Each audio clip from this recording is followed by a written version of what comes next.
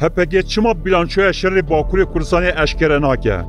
HPG daxuyaniyek weşand. Di daxuyaniyê da bilançoya şer a salekê jî cih girt. Lê bilanço tenê bilançoya şerê li ser axa Herêma Kurdistanê bû. Ji ber ku li Bakurê Kurdistanê şerrekî ku bilançoya wê bê eşkerekirin tin ne. Tenê başûr bûye qada şerrê PKK. Herêma Kurdistanê ne tenê îro ji sala 1986 û vir ve bûye qurbaniya vî şerrê bê armançiyê PKK û artêşa Tirk. Bi taybetî ji sala 1992 gava ku Parlamentoya Kurdistanê hat ragihandin şerrê di navbera PKK û hêzên Tirkiyê jî bi zanebûn derbasî axa başûrê Kurdistanê hat kirin. Heta niha ji ber şer û aloziyên PKK nêzîkî 800 gundên başûr hatine barakirin.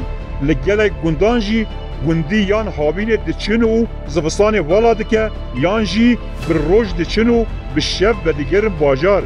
Ji van gundan 500 gund di salên notî da hatin vala kirin.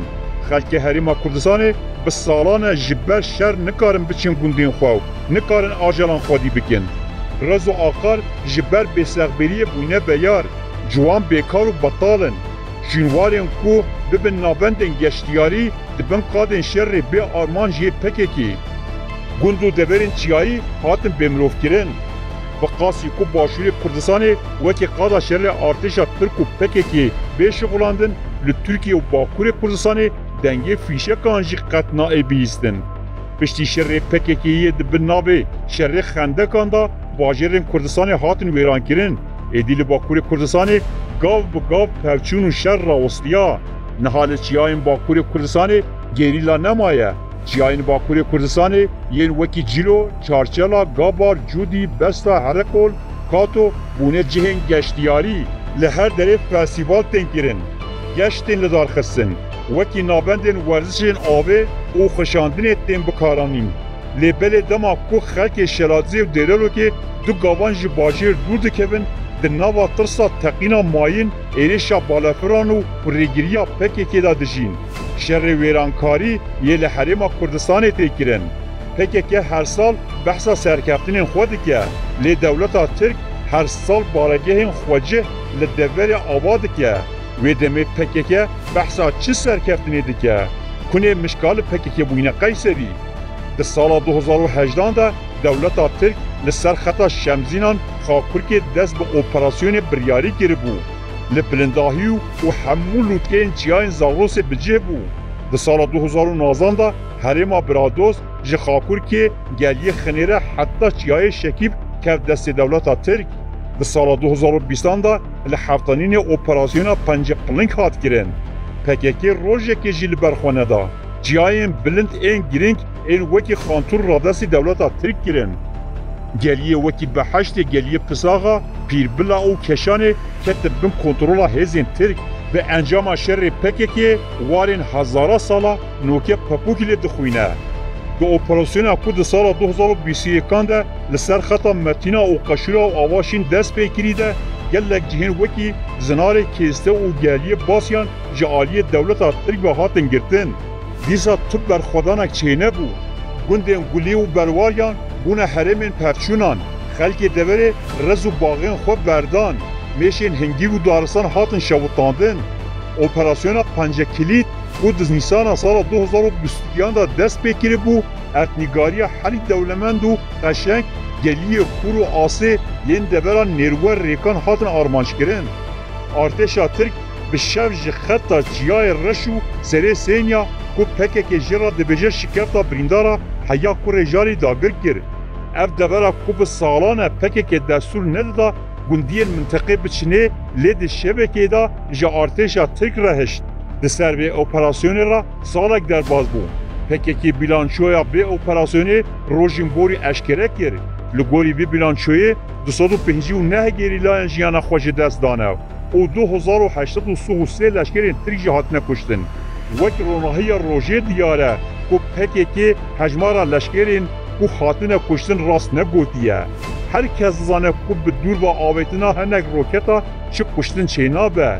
Lê mesele ne ev e. Di cewher ra dibiyabû PKK ew etnîgariya radestê artêşa Tirk kirî û di çend saetan da ji wan girkan derkeftine bigota. Wekî mînak diviyabû bigota ما او دبرین جی سال 1984 به دست مدابو دناوا چند ساعتان دا بیشتر تسلیمی ترکان کرد. بیلانچوی راستی یا شر نه به هجمارا مریان تکرن. بیلانچوی شر آراست او کو کی که دستلات لسر اتنیگاری دکه. هریما بنابه هریما پاراسنه یا مدیای که در سال 2030 ده جعالی پکی که و حاطبون را گهاندن نهاد بین کنترول دولتا ترک ده. پکی پشتی ارتحجا دوی ثبات آگربست اعلان کرد. براستی جی پکی تو شریناکی که آگربست اعلان بکه.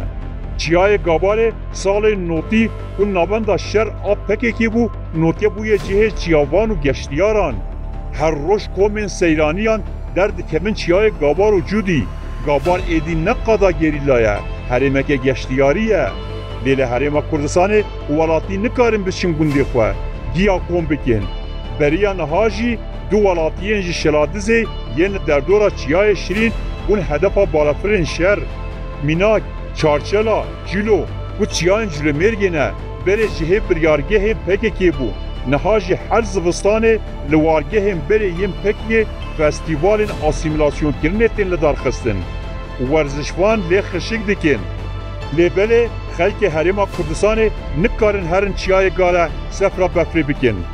کومین توریستان هر روز دچین نوالا دوجه یا گندی هسپستی شکفتان زیارت دکن. لی یکی نیروهی افسه سال نکاره بچه دولا شیوه قبر باپیر و داپیرین خو زیارت بکه. دما شرط نبوجی پکه که دستور ندا و مروف بچن سر شنوارین خواه. ده جوهر دا ام دکارن دو تشتان بیجن. پکه که او ترکان بزانبون شهر و گوهارن دنه هرما کردستانی. هر دو آلیجی جویر روشه کیف خوشن. یا دویمین جی اوه هرما کردستانی گوشی حفظانین حتا برادو سادریج دبه 3 سالن جی آلی پکه که و حاتیه داگر کرن.